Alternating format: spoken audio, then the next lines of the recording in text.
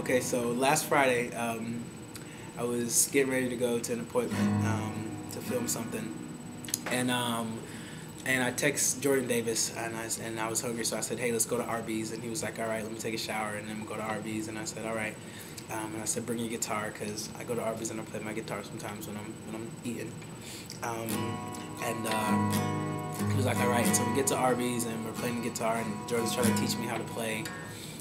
Oh, how he loves us, and so we're playing in Arby's and we're eating, and so we get done eating, and then out of the corner of my eye I see this Asian guy.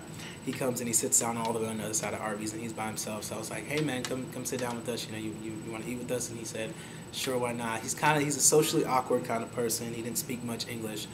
He spoke English, but it was like very hard to understand, and he was just one of those people. Those people that sound so bad.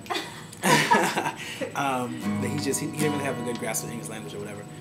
And so he comes and he sits down and he's just chilling, eating, and me and Andrew are playing, and we're playing Oh How He Loves Us. And so I look over and I'm like, "Hey man, he loves you, right?" And he's like, what is that, a church song or something?"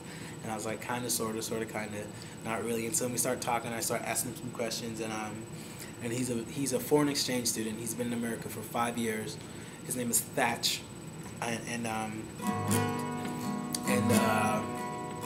he's been in America for 5 years, and again, he doesn't really know English that much, and he tells me that he just got kicked out of his apartment like 5 days ago, and so I'm sitting there talking to him, and I'm just listening, and I don't know, where did I go? I'm listening to him talk, and the whole time I'm focusing on trying to hear what the Lord is saying, because I just know there's something. I just know the Lord has something to say to him. And so we're sitting there, and Andrew's in the background playing his music, and I'm just talking to him just about the Lord and about Jesus, and he's Catholic. He said he was raised Catholic. Said that when people try to tell him that Mary is not a deity or not holy, that he doesn't believe it, because whatever, that's how he was raised. And so I just take the standpoint of forget about religion. God just wants a relationship with you. It's not, God just wants a relationship. He wants you to talk to him. He wants you to, just communicate with him and just know him instead of, knowing a religion.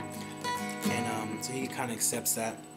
So we're just talking, and then I hear the Lord say something about a girlfriend. And I wasn't really sure about it. So I was like, "Hey, I feel like I heard it." So I was like, "Hey, do you have like a girlfriend or anything?" And he was like, "No, I don't have a girlfriend." And so I was just like, "Oh crap, okay." Hi, back to the drawing board, kind of, sort of. And I was like, "Are you sure you don't have like any type of girl that you're talking to or anything like that?" And he goes, "Kind of, sort of, kind of." I'm like, "Well, what do you mean?" And he says he's living with a girl now.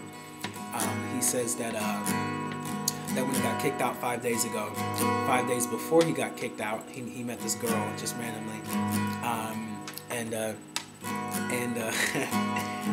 and so he met her, and they were just kind of talking like friends. And then whenever he got kicked out, he told her about it, and she invited him to come stay at her place. She had an extra room.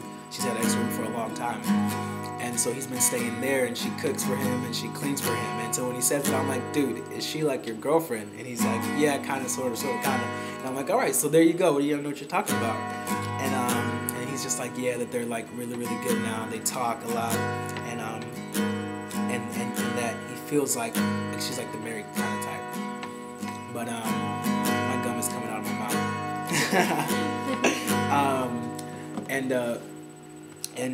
And so from there, like before he even answered the question, I feel like the Lord was saying that he sent him an angel who he would use to allow him to see that the Lord cares for him, that holds him, and that loves him in such a way that he would do whatever it takes to take care of him, to make sure that his needs are met. And so from there, he's listening, and we're having a really, really deep conversation. He received it and everything, and then he tells me how in the next 20 days, how he has a meeting that's going to change the course of the rest of his life. How the meeting is going to decide whether he stays in America or whether he goes back to Korea, I think it was.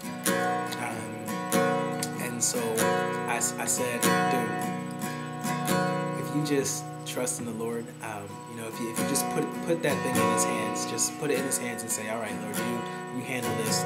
Let's see what happens. Let's see what happens. Let's see what happens. And he was like, all right, okay. And so we prayed, and then that was basically the gist of it. And so we're waiting for date number 20, and I'll update you guys when date number 20 comes.